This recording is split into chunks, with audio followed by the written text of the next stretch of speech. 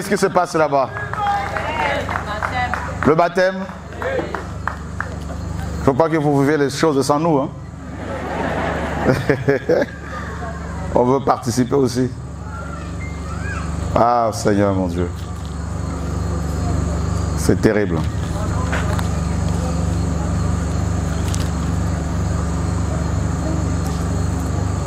Merci Seigneur. Je dis quoi? Matthieu, c'est ça? En fait, non, c'est Luc. C'est ça. Merci. Autant pour moi. Nous sommes dans Luc. On va parler de la résurrection du Seigneur.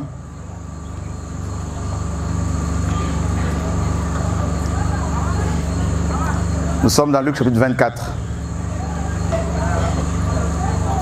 Nous lisons à partir du verset 1er. Mais un sabbat, elles se rendirent au sépulcre de grand matin, apportant les aromates qu'elles avaient préparés. Et elles trouvèrent la pierre roulée à côté du sépulcre. Et étant entrées, elles ne trouvèrent pas le corps du Seigneur Jésus.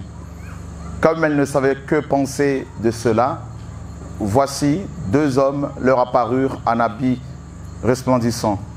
Saisies de frayeur, elles baissèrent le visage contre terre, mais ils leur dirent: pourquoi cherchez-vous parmi les morts celui qui est vivant? Il n'est plus ici, mais il est ressuscité. Souvenez-vous comment il vous a parlé quand il était encore en Galilée. Pourquoi cherchez-vous parmi les morts celui qui est vivant? Voyez un peu toutes ces choses que Dieu opère depuis hier soir pour ceux qui étaient là, ou même encore bien avant, depuis que le Seigneur nous a touchés. Cette présence, toutes ces conversions, toutes ces guérisons, toutes ces délivrances, ces femmes qui étaient condamnées, notamment celle qui vient de témoigner, qui était en relation, malgré elle, avec le monde de la mort. Toutes ces personnes que Dieu sauve confirment, toutes ces guérisons confirment bel et bien que le Seigneur est vivant. Alors, nous avons ici affaire à des femmes qui aimaient le Seigneur, notamment Marie de Magdala. Elles ont marché avec le Seigneur, elles ont expérimenté des miracles que beaucoup n'ont pas expérimentés, elles ont vu des choses incroyables, notamment la résurrection de Lazare. Elles voulaient rester avec le Seigneur, elles voulaient garder le Seigneur avec elles. Malheureusement pour elles, ou je dirais plutôt heureusement, parce que la mort du Seigneur était une grande bénédiction pour nous. Le Seigneur est mort et elles étaient abattues. Celui qui faisait leur joie, celui qui les gardait, qui les protégeait, qui les nourrissait était mort. Et leur espérance était également morte avec le Seigneur, selon elles. Elles étaient désemparées. Et Marie de Magdala et l'autre Marie nous disent les Écritures ne voulaient surtout pas baisser les bras, elles ne voulaient pas abandonner le corps du Seigneur.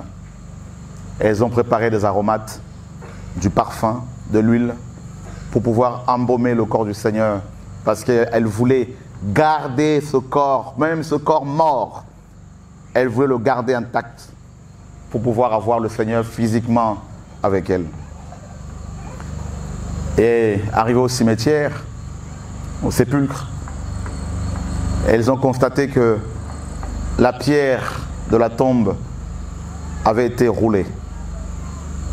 Elles étaient abattues encore, parce que le corps du Seigneur n'y était plus. Je ne sais pas combien de temps elles sont restées là, devant le sépulcre. 1 heure, 2 heures, je ne sais pas. Mais les Écritures nous disent que 2 hommes, 2 anges, 2 messagers vont parler avec elles et ils vont leur poser juste une question. Pourquoi cherchez-vous parmi les morts celui qui est vivant? Alors, je voudrais faire un parallèle entre le sépulcre,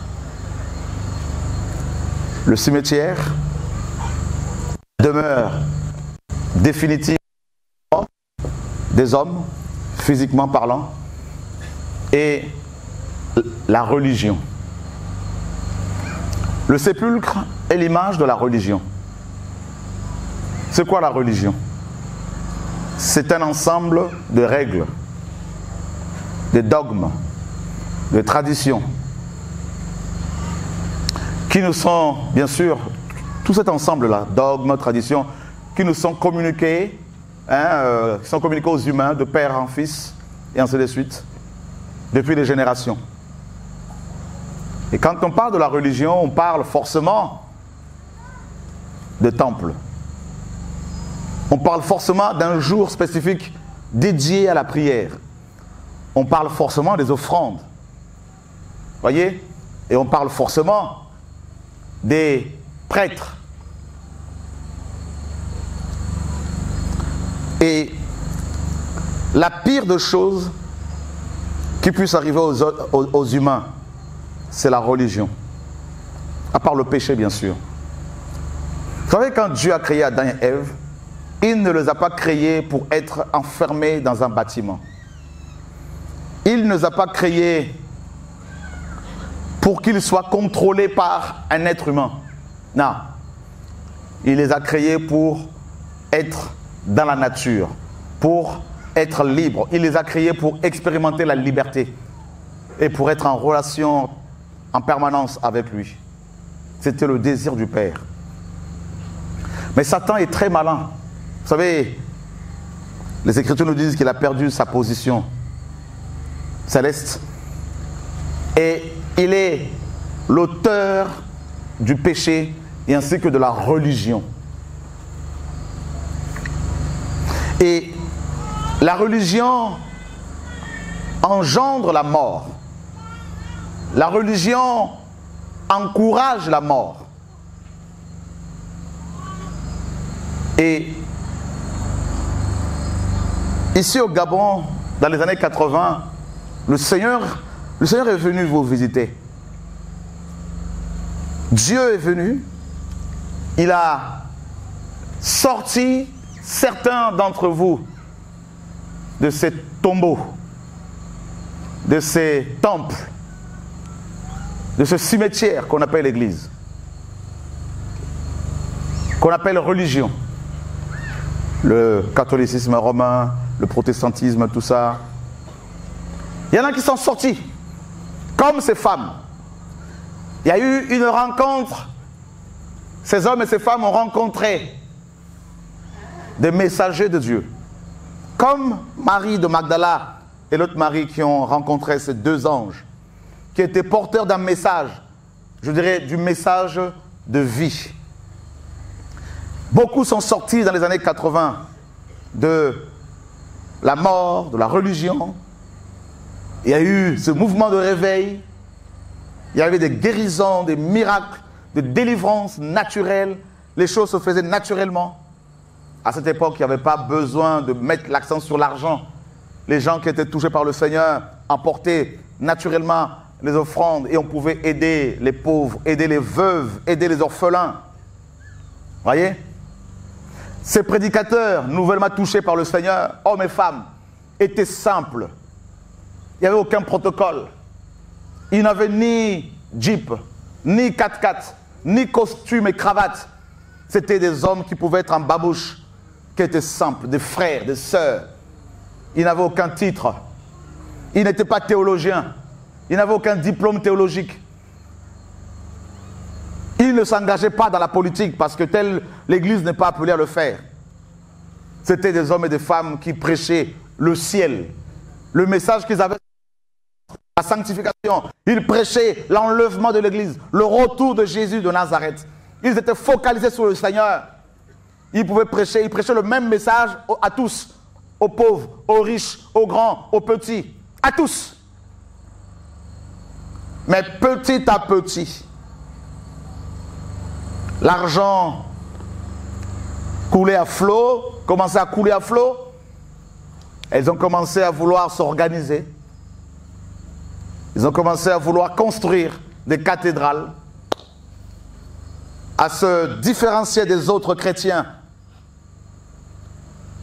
Et ils ont commencé à s'octroyer des titres, à faire des alliances avec des hommes impies, à aller chercher la protection des grands hommes de Dieu, selon les hommes, aux États-Unis, ici et là.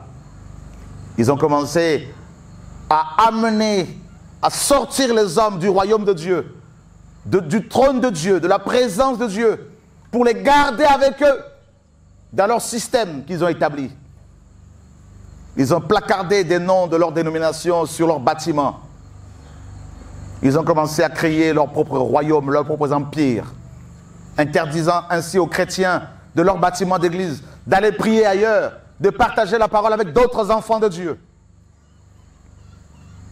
Il y en a qui ont créé leur propre chaîne de télé, prêchant non plus le royaume de Dieu, non plus Jésus, mais leurs propres églises. Ils ont commencé à mettre en place les cartes de membres, les cartes de baptême, des soutanes. Ils ont commencé à adopter une manière de s'habiller. Et chacun d'eux a créé sa propre religion. Et les conversions authentiques, il n'y en a plus. Les baptêmes, eh bien, il faut désormais attendre 1 an, 2 ans avant de se faire baptiser. Alors que dans la Bible, toutes les personnes, sans exception, qui ont reçu le baptême, elles l'ont reçu le jour de leur conversion. Le Seigneur a dit, allez et prêchez la parole à toute la nation, au monde entier. Celui qui croira et qui sera baptisé. Bien sûr, il est question du baptême de l'Esprit. Mais il a dit, baptisez-le. Baptisez-les au nom du Père, du Fils et du Saint-Esprit. Ensuite, au nom de Jésus, bien sûr, on a compris. Et enseignez-leur. On prêche la parole, on baptise les gens le même jour, et ensuite, on leur apporte un enseignement. Mais ils ont fait l'inverse, la religion. Ils donnent d'abord l'enseignement aux gens qui ne sont pas encore nés. Comment voulez-vous nourrir un bébé qui est dans le ventre qui n'est pas encore né? Il faut d'abord que le bébé naisse, c'est la naissance d'en haut, et ensuite on peut le nourrir. Voyez? Ils ont commencé, mes amis, à devenir riches. Ils ont changé leur message qui était focalisé sur Jésus. Ils ont commencé à prêcher sur la doctrine de la prospérité, vous faisant croire que si vous venez à Jésus, vous serez milliardaire, vous serez riche. Que si vous donnez la dîme, qui est une pratique de la loi, comme vous l'avez compris, que vous serez milliardaire. Alors laissez-moi vous dire, mes amis, les hommes et les femmes les plus riches du monde ne sont pas convertis. Ce sont des païens. Ceux qui vous emploient, vos patrons, ne sont pas tous convertis. D'ailleurs, la plupart sont francs-maçons. Ils ont commencé à vous faire croire que si vous voyagez en première classe, en avion, vous êtes bénis.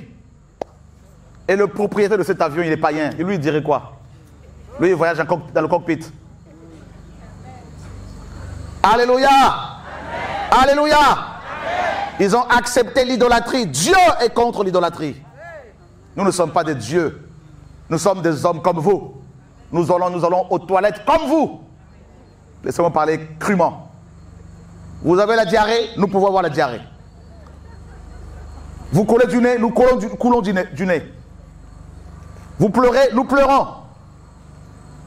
Vous transpirez, nous transpirons. Alors qui est Dieu dans tout ça là? Aucun. Alléluia. Amen. Ils ont commencé à vous dire que Jésus est venu pour vous rendre riches. Là, laissez-moi vous dire, l'évangile nous dit que Jésus est venu pour vous dépouiller.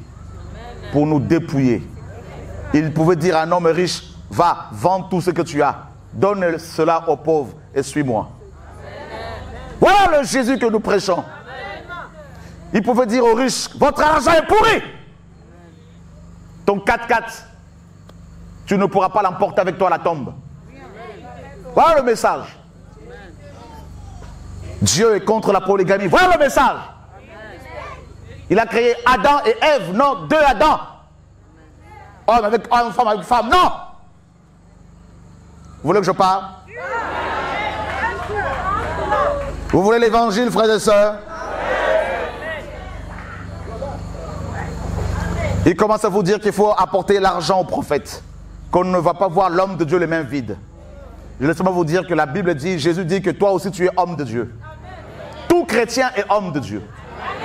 Toute chrétienne est femme de Dieu. Ils ont commencé à consacrer leur femme pasteur. Où vous avez vu la femme de Pierre être établie pasteur? Ils ont commencé à mettre leurs photos sur Facebook.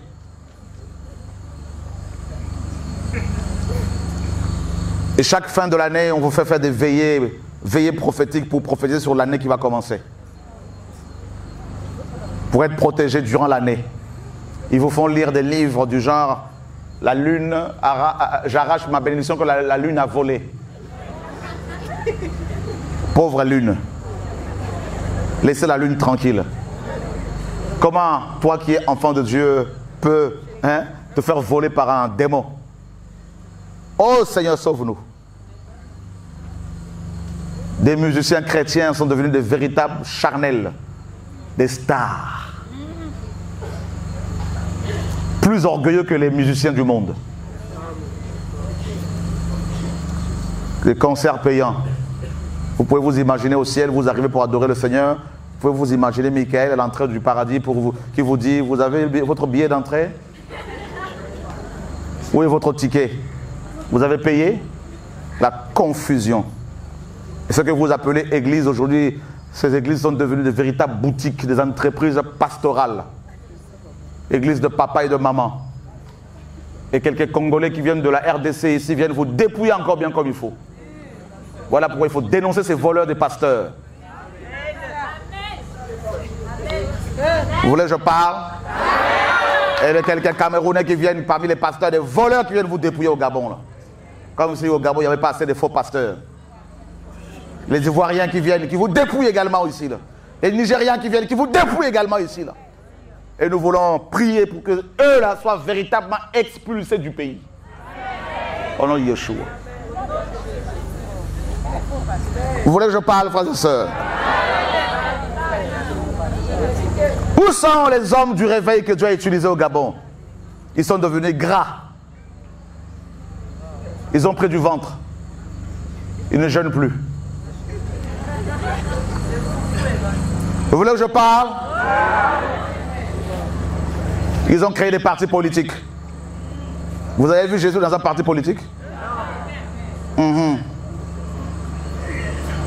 Quittez ces églises.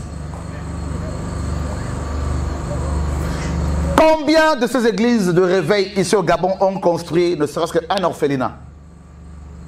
Une maison pour les veuves? Une école? Combien? Vous voulez que je parle? Vous connaîtrez la vérité? Alors la question vous est posée ce soir. Pourquoi cherchez-vous parmi les morts celui qui est? Vous prenez vos aromates. Les aromates, ce sont vos offrandes. Vous allez au sépulcre, soi-disant pour adorer Dieu. Mais il n'y est plus. Vous n'avez pas compris?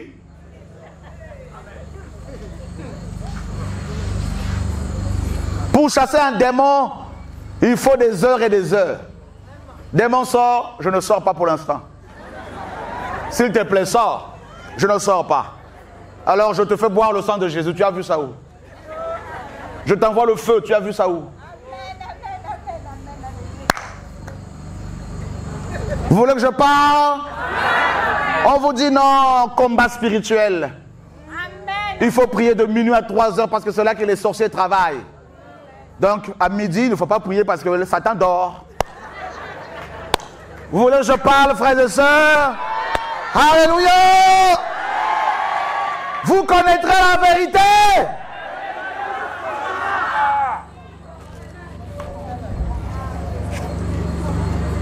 Seigneur, sauve-nous. J'aime le Gabon. Je bénis Dieu pour les autorités gabonaises. Nous ne faisons pas de la politique. Nous voulons parler à nos frères et sœurs chrétiens et bénir la nation au nom de Jésus. Amen. Frères et sœurs, on vous arnaque. Vous savez, à l'époque, quand on était petits, les souris nous mangeaient les pieds. En même temps, en soufflant dessus. Et quand on se réveillait, on avait les pieds abîmés. Vous vous rappelez, non? Eh bien, les pasteurs, des pasteurs, pas tous, mais beaucoup sont comme des souris. Ils vous mangent votre argent, vous ne comprenez même pas. Ils vous dépouillent, vous ne comprenez pas. Vous rentrez dans ce cimetière riche, vous en sortez appauvris. On vous demande d'amener les bijoux de votre vie passée, de ramener à l'église. Non? Si vous voulez vous en débarrasser, mes amis, eh bien, vendez ça, donnez l'argent aux orphelins. Allez nourrir les gens qui sont dans la rue. Ne ramenez pas à ces gens qui vous ont déjà assez dépouillés. Ouvrez les yeux. Vous travaillez le lendemain, demain à 8 heures. On vous dit de prier de minuit à 3 heures. Mais vous allez vous reposer quand? Vous êtes là, combat spirituel, combat spirituel. La Bible dit, Jésus a tout accompli. Il a dépouillé les dominations et les principautés. Et il a triomphé d'elle à la croix. Vous voyez, non? Combat, combat, combat. Le feu au village, le feu au nord, le feu au sud, le feu ci. Le feu, là, t'as pas fini avec le feu? Vous voulez que je parle? Il y a forcément quelqu'un ici que Dieu veut libérer. Vous cherchez des pères spirituels. Quelqu'un ici? Ah, mon père spirituel, mon papa spirituel, tout ça là. Tu es esclave, oui. Vous avez été acheté à un grand prix. Ne devenez pas esclave des hommes. C'est écrit, vrai ou faux? Bah alors. On cherche Jésus dans des cimetières.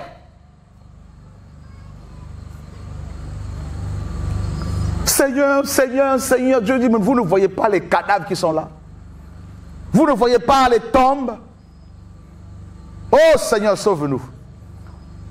J'étais dans un cimetière. La religion. Je n'étais pas satisfait. Quand je lisais la Bible, je voyais les premiers chrétiens expérimenter des choses glorieuses.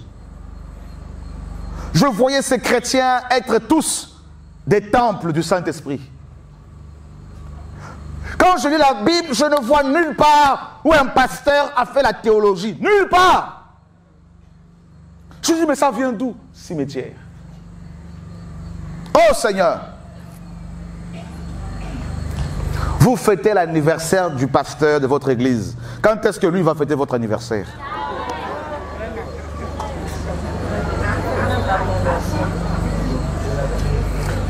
Votre relation avec lui est une relation unilatérale. Il n'y a que toi qui donne, qui donne, qui donne, qui donne, qui donne. Le jour où tu as un problème, pasteur donne. Non. C'est à toi d'apporter, moi je vais prier pour toi.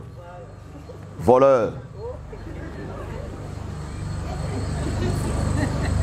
Vous voulez que je parle? On va vous faire économiser beaucoup d'argent. Je sais que ma tête est recherchée. Mais là, n'est pas mon problème. Je ne prêche pas pour avoir l'argent. Tu peux garder ton argent. Va aider les pauvres avec. Aide ta mère qui est malade. On te dit ta maman est sorcière, alors il ne faut plus la saluer. Mais c'est quoi cet évangile-là? Mais au contraire, Jésus est venu pour les malades. Il est venu pour les pécheurs. Si on t'apprend que ta maman est sorcière, tu dois l'aimer encore plus. Parce que ta sorcière, elle t'a porté pendant 9 mois dans son ventre. Si vraiment elle était si puissante que ça, là, elle t'aurait mangé. Dieu a pris Moïse, bébé, hein. Il l'a amené dans le palais du Pharaon. Il l'a mis là-dedans. Pharaon avait signé un décret pour tuer tous les Hébreux. Mais il y a Hébreux et Hébreux. Il y a Gabonais et Gabonais. Parmi les Gabonais, vous avez les fils et les filles du royaume de Dieu. Alléluia! Il y a des gens qu'on ne peut jamais manger. Un jour, un poisson a reçu l'ordre du maître pour avaler Jonas. Le poisson a cru que c'était une bonne nourriture pour lui.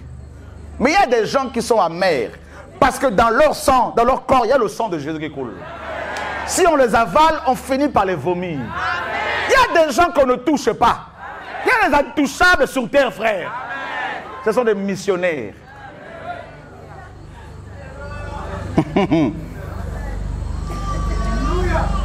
quand il se retrouve dans les cimetières, Dieu envoie des messagers pour le sortir de là.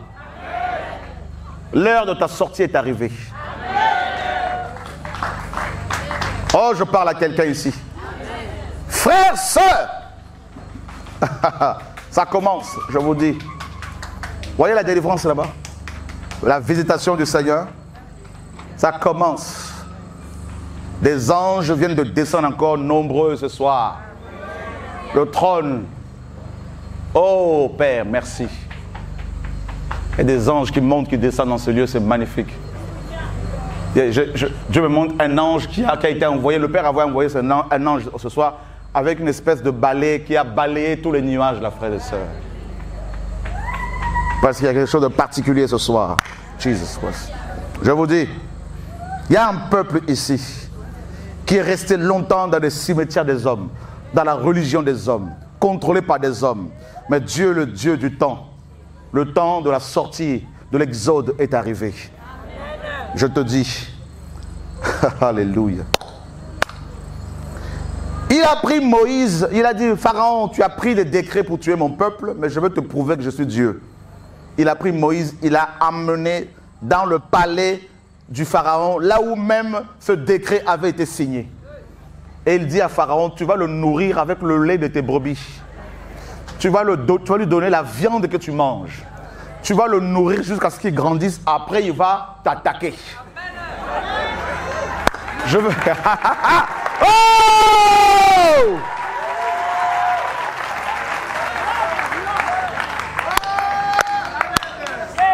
Je veux dire à quelqu'un, Dieu peut permettre à un franc-maçon de te nourrir. Et le franc-maçon, il pense qu'il a la vision, mais Dieu a aveuglé sa vision. Oh, n'aie pas peur des francs-maçons, il faut les aimer. Frères, sœurs, Moïse a mangé, il a bu le lait.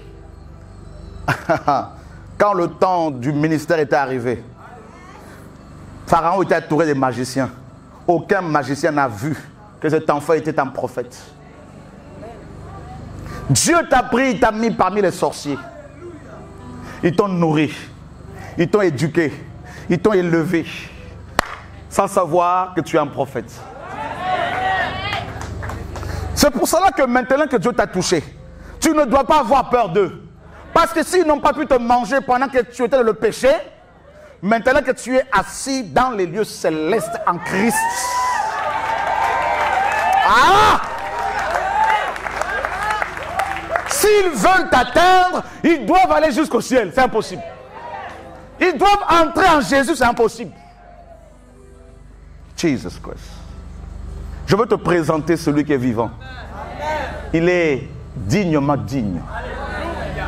Il a une démarche glorieusement glorieuse. Il a des yeux de feu. Il a une couronne grave. Ça, c'est mon bien-aimé. Il a une ceinture d'or autour de la poitrine. De l'or pur. Ses pieds, c'est de l'airain poli. Du cuivre. Quand il marche, quand il pose son pied gauche, c'est tout l'univers qui tremble. Des archanges, des anges mettent devant lui des fleurs, des tapis, frère. Jesus. La première fois qu'il est rentré sous terre, dès l'instant où il est entré sous terre, la terre a voulu le vomir. Mais Jésus a dit non, j'ai 3 jours. Je dois libérer tous mes enfants. Il y a Abraham qui m'attendait. Il y a Isaac qui m'attendait. Imaginez quand il est arrivé en enfer, comment nos frères et sœurs qui l'attendaient l'ont acclamé, frères et sœurs.